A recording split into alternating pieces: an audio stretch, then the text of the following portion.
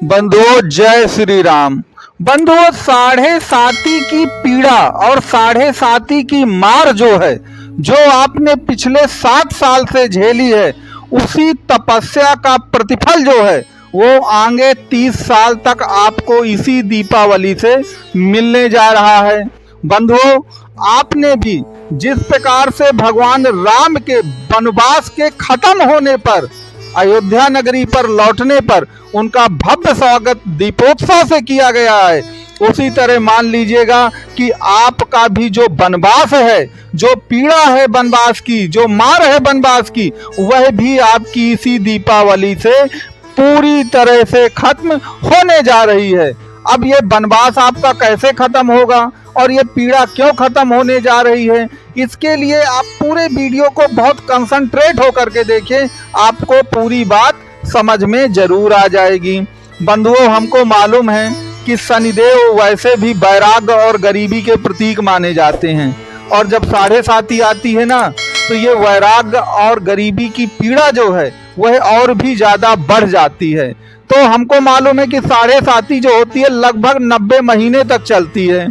उस 90 महीने में लगभग 85 महीने खत्म हो गए हैं, और आपको मालूम है कि जब भी कोई ग्रह बिल्कुल अपनी अंतिम अवस्था में चला जाता है, अंतिम डिग्रियों में चला जाता है, तो मृत और वृद्धावस्था में पहुंचता है, और जिस भाव पर वो विचरण कर रहा है उससे अगले भाव का प्रतिफल आपको देना प्रदान कर देता है। तो अभी आपके शनिदेव जो हैं वो कुंभ राशि में चल रहे हैं, जो कि आपकी कुंडली के सेकंड भाव की राशि है, सेकंड नंबर की राशि है। और याद रखिए, जैसे ही वह अब कुंभ का प्रतिफल न दे करके आपको आगे का जो भाव है, मीन राशि है, जो आपका थर्ड हाउस पड़ेगा, उसका प्रतिफल आपको देना शुरू कर देगी इसी दीपावली से। तो थर्ड हाउस काहे का है? देखिए, थर्ड हाउस कुल रूप से पार्टी करने का, मौज मस्ती करने का, कोई भी ऑनलाइन बिजनेस करने का, सभी प्रकार की इच्छाओं की पूर्ति का।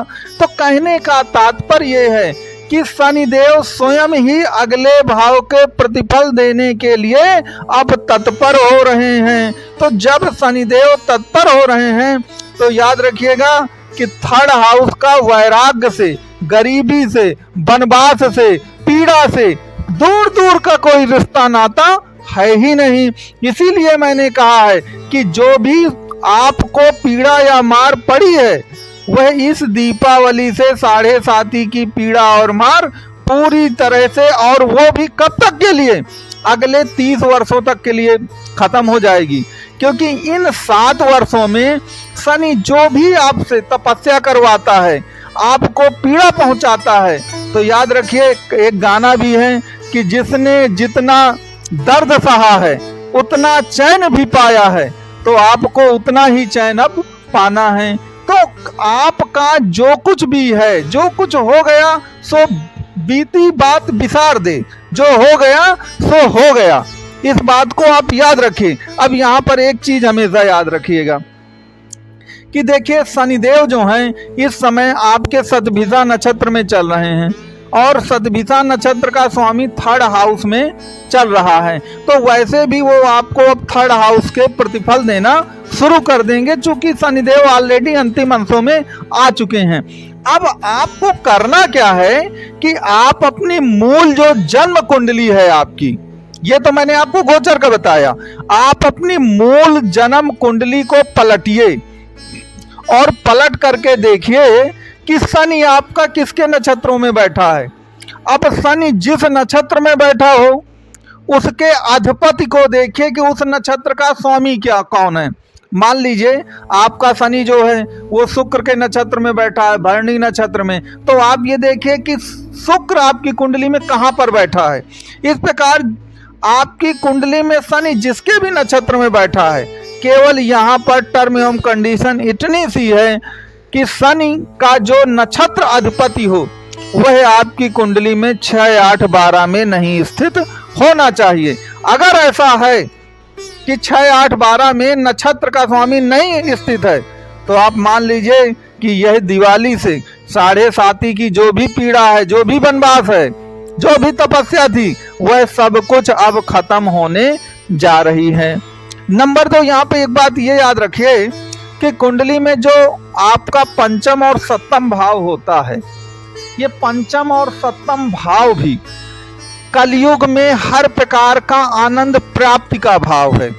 क्योंकि पंचम भाव क्या है? पंचम भाव है लग्जीरियस लाइफ की सफलता, पंचम भाव है प्रेम संबंध, पंचम भाव भी एक प्रकार से महलों जैसा सुख आनंद देने वाला भाव। चूंकि पंचम भाव को एंजॉयमेंट कहते हैं, और इस समय आपके पंचम भाव में गुरुदेव बृहस्पति विराजमान हैं। और आपको मालूम किस नक्षत्र में हैं?